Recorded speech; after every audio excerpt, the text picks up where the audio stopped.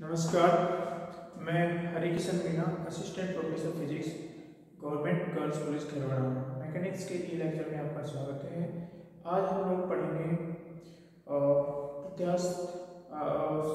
वस्तु के प्रकार, विकृति और प्रतिबल क्या है, किसे कहते हैं, इनकी परिभाषाएं वगैरह क्या है और कितने प्रकार के होते हैं। ठीक है, तो आज हम लोग क्या पढ़ेंगे, वस्तु के प्रकार,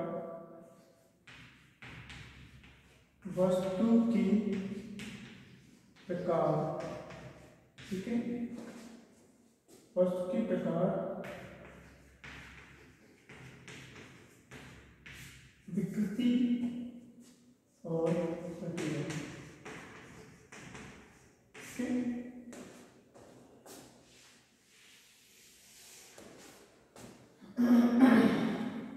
वस्तु के प्रकार, विकृति और प्रतिबल। वस्तु के प्रकार में हम लोग ये जानेंगे कि इसको हम लोग क्लासिफाई किस प्रकार से, किस आधार पे करेंगे। हमारे आधार सिर्फ एक ही है। ठीक है, और वो आधार हम लोग इस प्रकार से जानते हैं जैसे हमारे पास कोई वस्तु है। ठीक है, और ये जो वस्तु के प्रकार है, ये वस्तु के प्रकार, इसका वर्णन करने का आधार हमारे पास जो है वो प्रत्यास्थता है। प्रत्यास्थता है, इलास्टिसिटी, इलास्टिसिटी।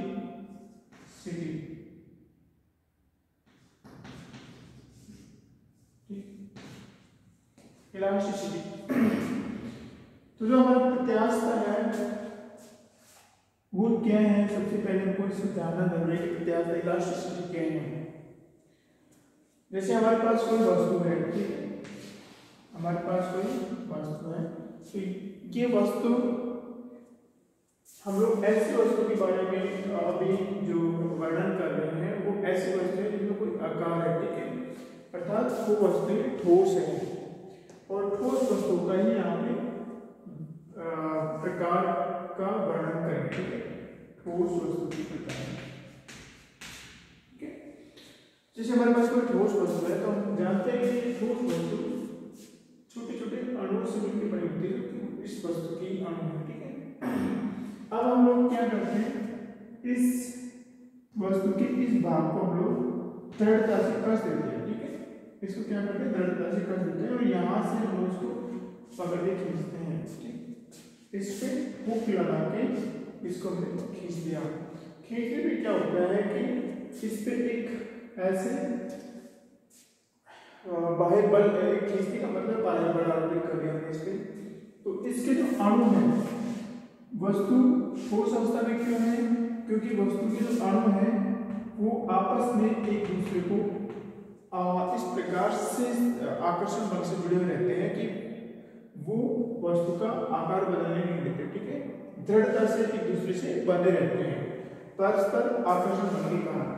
जैसे ही हम लोग वस्तु खींचते हैं, सपोज करो हमारे पास में ये दो अणु हैं और ये दृढ़ता से ऐसे पास पास है। ठीक है, अब जैसे ही हमने इस वस्तु को खींचा और इसमें सभी अणुओं के बीच में क्या हुआ, दूरियां बढ़ेगी। दूरियां बढ़ने से क्या होता है, उसके अणु के मध्य एक ऐसा बल उत्पन्न होता है, प्रतिक्रियात्मक बल उत्पन्न होता है, जो वस्तु को ऐसे खींचने पर खींचने का विरोध करता है। ठीक है, जैसे हमने इसको खींचा और ये पोजीशन है और सेकंड पोजीशन इसकी ये होगी। ठीक है, और क्या होगा, जैसे इसको खींचा तो इस अणु को ये अणु इधर आकर्षित करेगा और ये इस अणु को ये अणु इधर आकर्षित करेगा।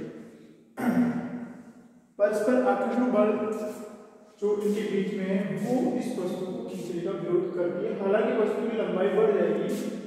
ठीक है, लंबाई जितना हमने इसको खींचा उसकी लंबाई बढ़ जाएगी, लेकिन इस खिंचाव के कारण एक आंतरिक प्रतिक्रियात्मक बल उत्पन्न होता है। अब हम लोग क्या करते हैं, जैसे ही इस वस्तु को छोड़ते हैं तो वापस क्या होगा, इस आंतरिक प्रतिक्रियात्मक बल के कारण, चूंकि अणु एक दूसरे को आकर्षित करते हैं जिसके कारण सेफ भी रहती है, लेकिन हमने इसको इतना हल्का सा खींचा। ठीक है, तो ये क्या करते हैं, अंदर आंतरिक प्रतिक्रियात्मक बल उत्पन्न होता है जो इसका आकार बदलने का विरोध करता है। जैसे ही हम लोग इसको छोड़ते हैं, ये आंतरिक प्रतिक्रियात्मक बल इन दोनों को अणु को वापस ट्रांसफर करके पूरी पोजीशन में ला देते हैं, ठीक है। ये हुई बात, ये समझने के लिए था। अब हम लोग देखने सकते हैं वस्तु के प्रकार में ऐसी वस्तु जिसको खींचने पर उसके जो आकार है वास्तव में पहले जैसे आकार था, खींचने के बाद वस्तु को खींच के पहले में खींचा और उसको छोड़ दिया उसको, ठीक है। तो खींच के तो बाह्य बल आरोपित करने के पश्चात उस बाह्य बल को हटाने पर अगर वस्तु अपनी पूर्व अवस्था में आ जाती है तो ऐसी वस्तु को हम लोग क्या कहते हैं, प्रत्यास्थ वस्तु, ठीक है। और वस्तु का जो गुण होता है इस गुण को हम लोग क्या कहते हैं, प्रत्यास्थता।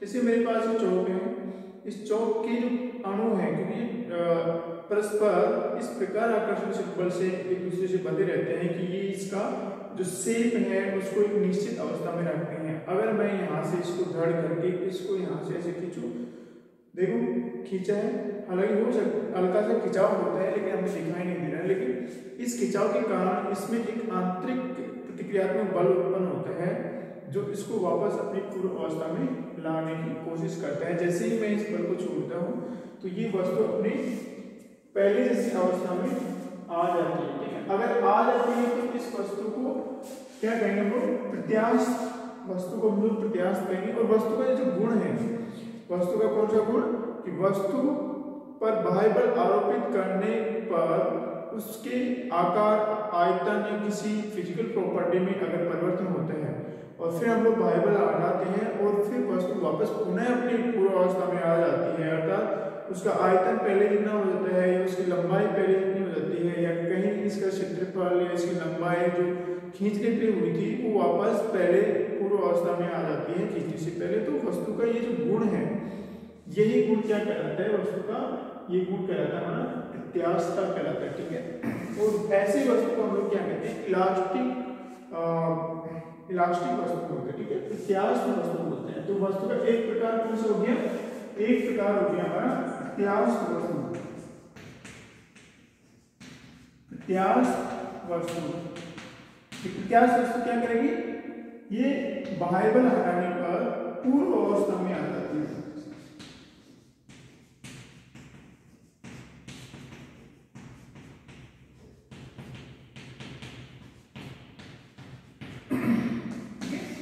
क्या क्या होगा, अगर इस पे हम लोग बाह्य बल हटा दें तो ये क्या होती है, अपनी पूर्व अवस्था में आ जाती है, जैसे पहले थी वैसी हो जाती है, ठीक है।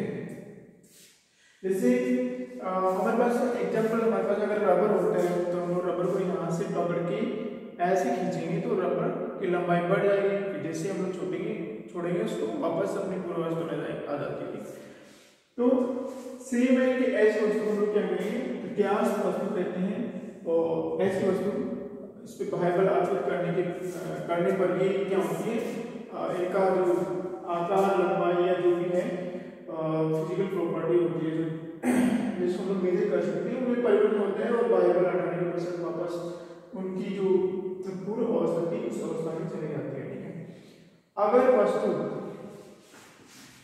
वस्तु ऐसी हो कि हमने बाह्य बल आरोपित किया, ठीक है, बाह्य बल आरोपित किया और आरोपित करने के पश्चात की इस अवस्था में आ गई, और फिर उसके पश्चात अगर हम लोग बाह्य बल हटा लें, ठीक है, बाह्य बल हटा लें और बाह्य बल हटाने के पश्चात उसमें कुछ विकृति शेष रहेगी, ठीक है। बाह्य बल आरोपित करने पर इसकी जो आकार, लंबाई, आयतन, क्षेत्रफल आदि में परिवर्तन होता है उसको हम लोग क्या कहते हैं, विकृति होगी, वस्तु विकृत हो जाती है, ठीक है, डिस्टॉर्टेड हो जाती है।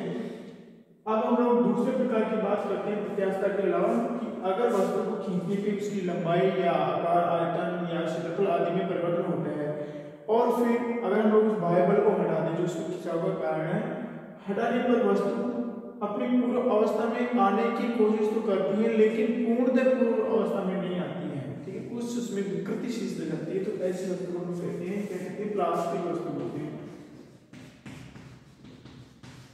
कैसी वस्तु बोलती है, प्लास्टिक वस्तु, ठीक है।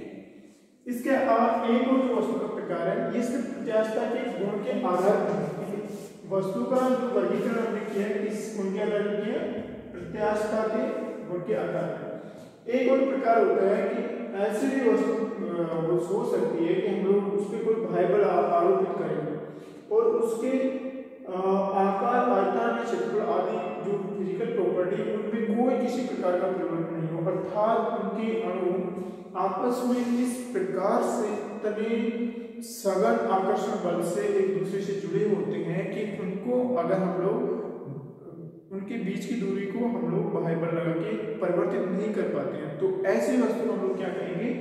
ऐसी वस्तु को हम लोग दृढ़ वस्तु कहेंगे। क्या कहेंगे? दृढ़ वस्तु।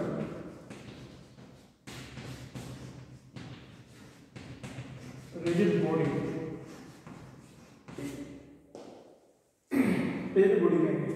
जैसे हमारे पास में कोई धातु है, जैसे स्टील है, ठीक है, तो उस वस्तु को हम लोग अगर इसे फॉर एग्जाम्पल एक चौक है, अगर उसको दबाए तो हमको देखो इसमें कोई विजिबल परिवर्तन नहीं दिख रहा है, ना ही हम इसको खींच के इसमें परिवर्तन कर सकते हैं, ठीक है। हालांकि ज्यादा बल लगा के टूट सकती है, ज्यादा जोर से खींचेंगे तो भी टूट सकती है, ठीक है, लेकिन ज्यादा हम लोग इसमें इसकी जो लंबाई है या इसके क्षेत्रफल है उसमें ज्यादा हल्का सा बल आरोपित करके हम लोग इसमें ज्यादा परिवर्तन नहीं कर सकते। तो इसमें उस बल के लिए ये वस्तु क्या होगी? दृढ़ वस्तु होती है। उसी प्रकार से जैसे ये टेबल है, ये लोहे से बनी हुई है, ठीक है। अगर हम लोग जितना ये बल सहन कर सकते हैं उतना बल इस पे आरोपित करें तो इसके आकार, आयतन और लंबाई वगैरह में परिवर्तन नहीं होगा, तो इस बल की उस रेंज के लिए वो वस्तु दृढ़ वस्तु कहलाती है। लेकिन अब ये तो हमारे पास वस्तु के 3 प्रकार हुए, ठीक है। अर्थात दृढ़ वस्तु में जो इलास्टिक प्रॉपर्टी होती है या प्रत्यास्थता का जो गुण होता है, अर्थात वस्तु में प्रतिक्रियात्मक बल होता है वो इतना स्ट्रॉन्ग होता है कि हम लोग उसमें अगर उसकी शेप में आकार, आयतन, लंबाई वगैरह में परिवर्तन करना चाहे तो हम लोग नहीं कर सकते हैं, ठीक है। तो ये ठोस वस्तु के प्रकार होगी।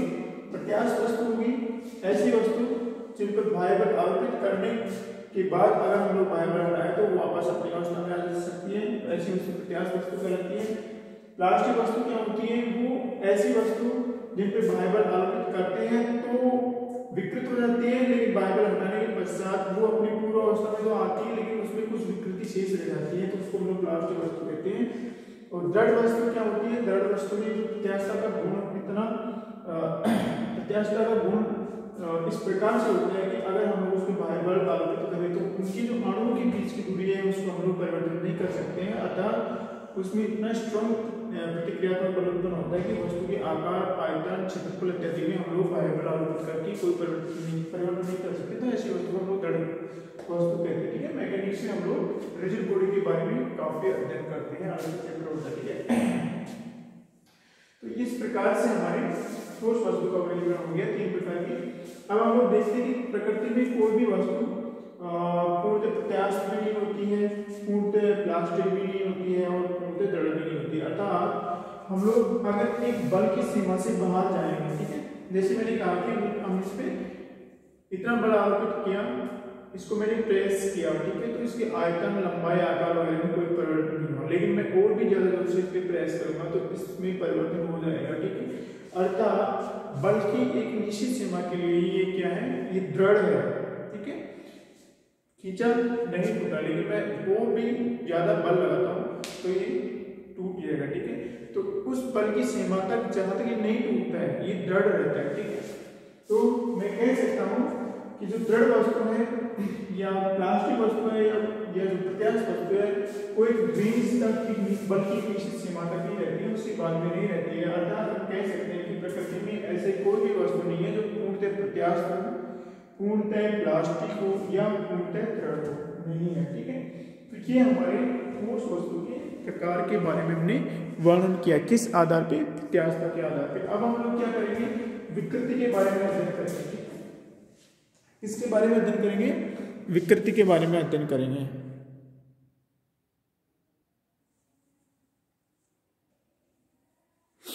ठीक है, तो विकृति के बारे में हमने ठोस वस्तुओं को वर्गीकरण कर दिया, क्या क्या करते हैं। अब हम लोग क्या करेंगे? विकृति का अध्ययन करेंगे, ठीक है।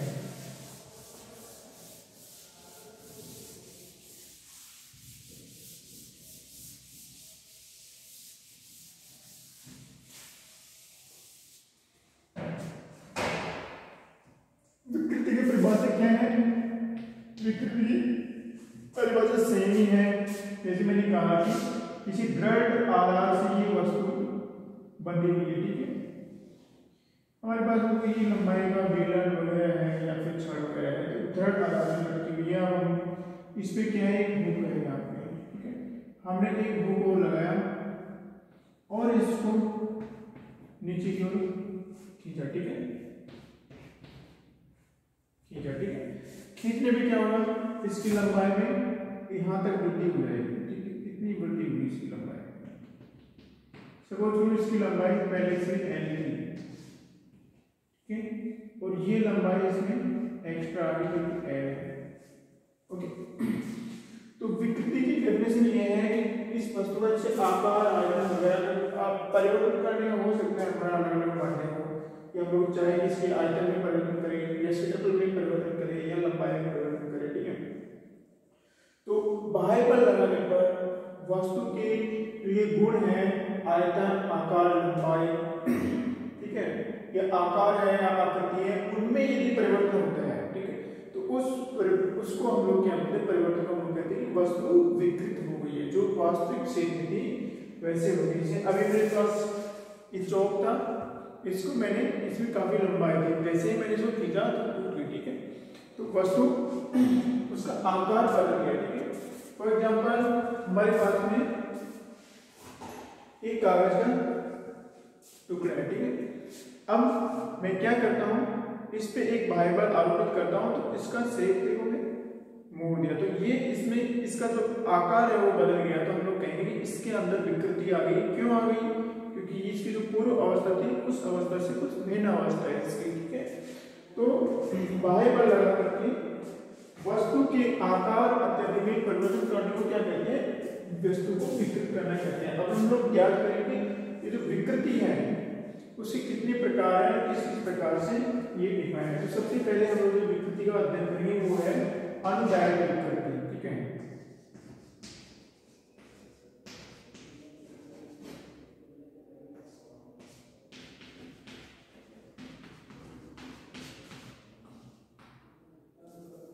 इसको बोलते हैं लोग लॉन्गिट्यूडिनल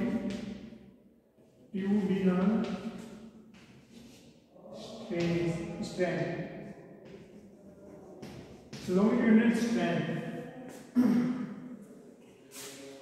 ये क्या होता है, वस्तु की अगर लंबाई में हम लोग परिवर्तन करके बाह्य बल लगा करके लंबाई में अगर परिवर्तन कर दे तो उसके फलस्वरूप जो विकृति उत्पन्न होती है उसको लोग लॉन्गिट्यूडिनल स्ट्रेन बोलते हैं, ठीक है। जैसे हमारे पास में ये वस्तु है, हमने यहाँ पे बल लगाया, ये L लंबाई की थी पहले और इसकी लंबाई में वृद्धि कितनी होगी L, ठीक है।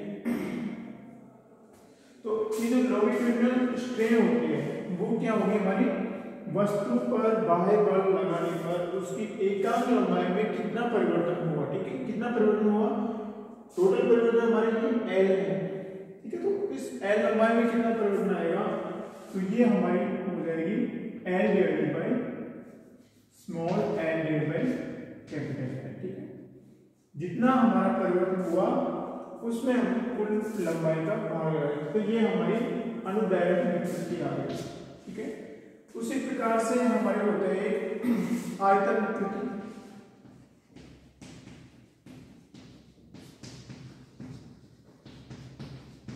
ठीक है, वॉल्यूम स्ट्रेन।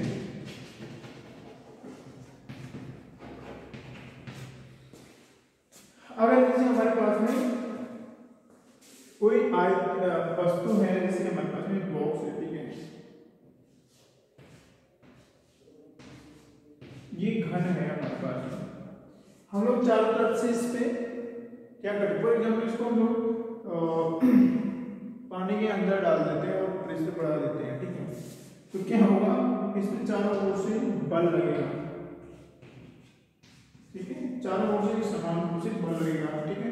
या फिर हम लोग किसी ऐसे पात्र में इसको डाल देते हैं और उसको वैक्यूम कर देते हैं, तो उसमें क्या है, बाहर की ओर बल लगेगा तो इसका शेप बढ़ जाएगा, ठीक है। इस स्थिति में क्या है, इस पे बाहरी ओर से बल लगेगा तो इसमें संकुचन हो जाएगा, ठीक है।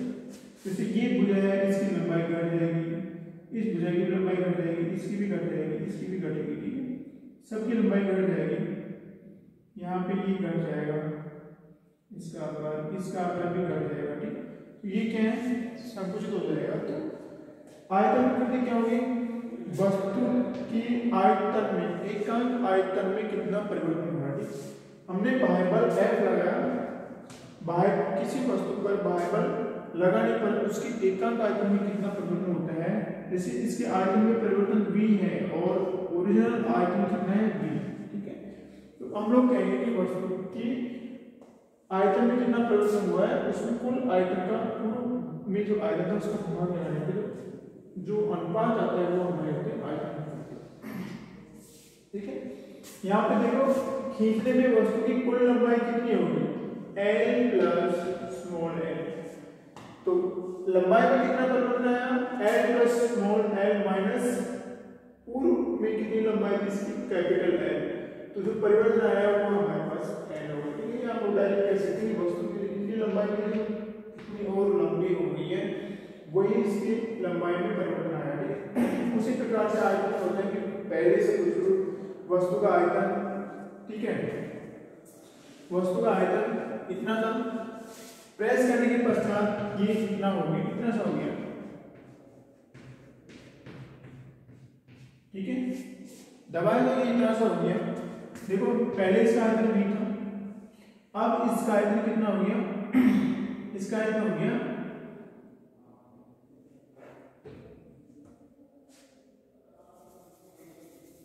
इसका आयतन हो गया V, जैसे ये V प्लस स्मॉल v, ठीक है, this is V plus small v, capital V plus small v, ठीक है। और ये कैपिटल V है, ये पहले का आयतन है, ये बाद का आयतन है। तो आयतन में कितना परिवर्तन हो गया, इसमें से इसको हम लोग बढ़ा देंगे तो हमारे पास, अर्थात इसको हम लोग ने प्रेस किया तो इसका आयतन V से कम हो गया, ठीक। तो हमारा परिवर्तन आएगा वो यही आएगा, लेकिन यहाँ पे क्या नेगेटिव है तो नेगेटिव में आएगा, ठीक है। तो ये हमारी आयतन होगी। उसके अलावा एक और है अपरूपण विकृति।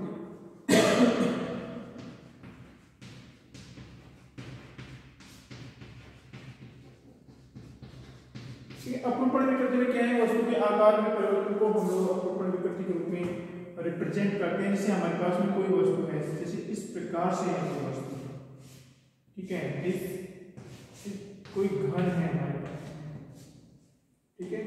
अब हम लोग क्या करते हैं, इसकी इस सतह पे ऐसे ऊपर की तरफ धक्का मारते हैं, ठीक है। जैसे हमारे पास में ये भी घन है, ठीक है। हम लोग क्या करते हैं, इसकी इस ऊपरी सतह पे धक्का मारेंगे, ठीक है, ऐसे धक्का मारेंगे तो क्या होगा, इसका न तो आयतन परिवर्तित होगा, न ही इसका क्षेत्रफल परिवर्तन होता है, ना ही कोई इसकी लंबाई परिवर्तन होती है, ठीक है। जैसे यहाँ पे धक्का मारा मैंने, देखो ये अगला तिरछा हो गया, ठीक है। तो हम लोग क्या करते हैं, ऐसे इस प्रकार की विकृति को हम लोग क्या कहते हैं, अपरूपण विकृति कहते हैं, जिसमें न तो वस्तु का आयतन परिवर्तन होता है, ना ही उसकी लंबाई परिवर्तन होती है, ना ही किसी भाग का क्षेत्रफल परिवर्तन होता है। तो क्या परिवर्तित हो गया, उसका जो परिवर्तित हो गया, जो विकृति आ गई उसमें उसके आकार में विकृति आ गई है, ठीक है। तो उसको हम लोग किस प्रकार से मेजर करेंगे, उसको देखो, जैसे ही मैंने इसको धक्का मारा, ये भाग हल्का सा ऐसे हो जाएगा, ठीक है, इधर चला जाएगा ये भाग हल्का सा, और ये भाग भी इधर आ जाएगा हल्का सा, ठीक है। तो ये जो थीटा है, ये थीटा ही हमारे क्या है, अपरूपण विकृति को रिप्रेजेंट करता है, ठीक है। किसको रिप्रेजेंट करता है, अपरूपण विकृति को। जैसे हमारे इस घन की भुजा की लंबाई से a हो, ठीक है, इसकी भुजा की लंबाई क्या है, सारी भुजाएं a आकर के, और ये यहाँ से यहाँ x आ जाता है। तो ये जो थीटा होगा कितना होगा हमारा, tan थीटा, चूंकि बहुत स्मॉल है, that is theta equal to x/a, ठीक है। ये हमारी, क्योंकि ये x है तो x/a इज tan थीटा, ठीक है। तो ये x/a that is theta, that is x/a हमारी क्या होगी, अपरूपण विकृति होगी। तो ये हमारी विकृति के प्रकार होगी कि कितने प्रकार की विकृति होती है, 3 प्रकार की है, अनुदैर्ध्य, आयतन और अपरूपण। उसके पश्चात हम लोग एक और बात के बारे में अध्ययन करते हैं, प्रतिबल के बारे में। किसके बारे में, प्रतिबल। प्रतिबल को हम लोग क्या कहेंगे, स्ट्रेस कहेंगे। प्रतिबल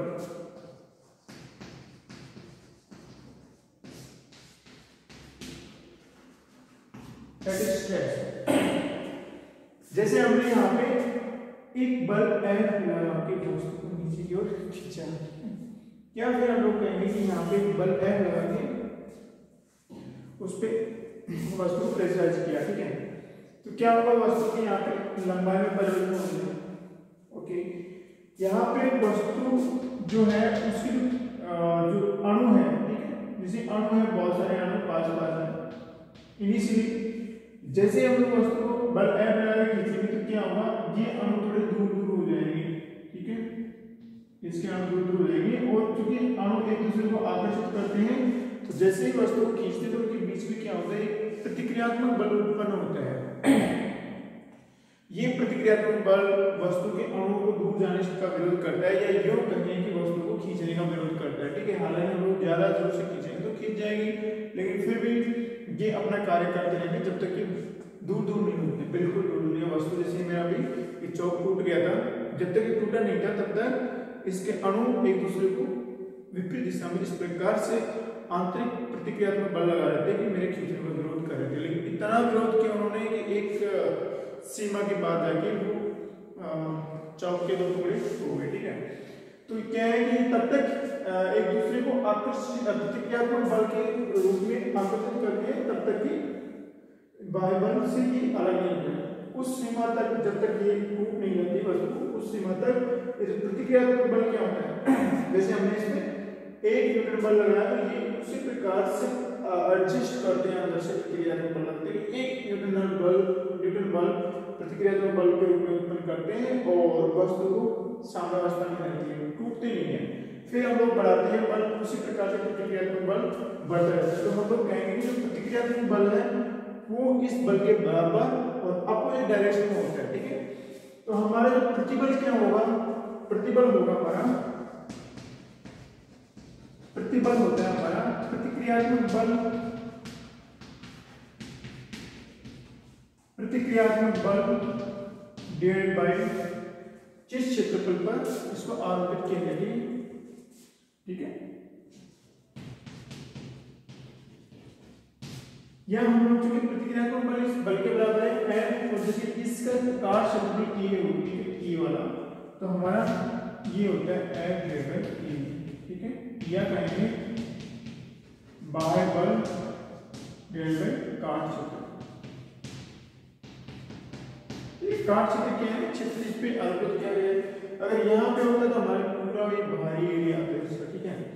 तो प्रतिबल क्या हो गया कि एकांक क्षेत्रफल पर वस्तु द्वारा कितना प्रतिक्रियात्मक बल उत्पन्न किया गया, ठीक है। इसका मतलब क्या होता है, एकांक क्षेत्रफल पर कितना प्रतिक्रियात्मक बल उत्पन्न किया गया वस्तु द्वारा, या यूं कहेंगे कि हमने जो बाह्य बल आरोपित किया है वो एकांक क्षेत्रफल पर कितना डिस्ट्रीब्यूट होगा, ठीक है, दैट इज प्रतिबल। तो हमारा जो प्रतिबल होता है उसकी जो विमा होती है बल से इतनी कम होती है, इस पर कम होती है, ठीक है। जैसे बल की विमा हमारी m1 L1 T-2T, ठीक है। तो यहाँ पे हमारी L2 that is m1 L-1 T-2, ये इसकी विमा होगी। या हम लोग कहेंगे जो हमारा प्रतिबल है उसकी विमा कितनी होती है, दाब के बराबर होती है। इसकी जो विमा होती है दाब के बराबर, ठीक है। तो जो प्रतिबल है ये अंदर के लिए है, ये वॉल्यूम के लिए है, वैसे अपरूपण के लिए अलग अलग प्रकार के नाम होते हैं। तो ये हमारा लेक्चर समाप्त हुआ कि वस्तु के प्रकार क्या है, विकृति क्या है, प्रतिबल क्या है। देखने के लिए शुक्रिया।